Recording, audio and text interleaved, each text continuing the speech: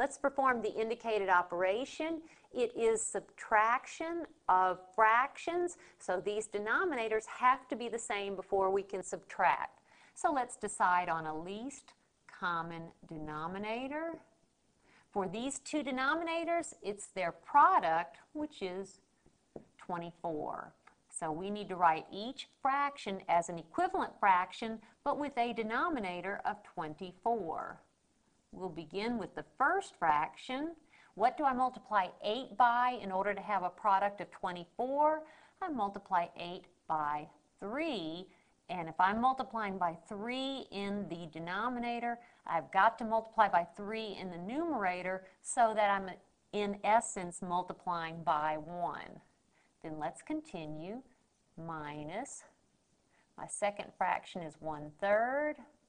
What do I multiply 3 by in order to have a product of 24? Well, I multiply by 8.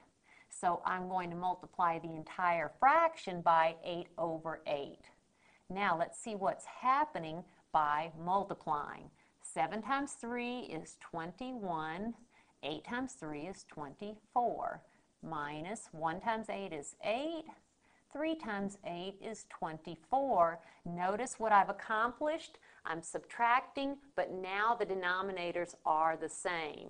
What is 21 minus 8? 21 minus 8 is 13 over a common denominator of 24.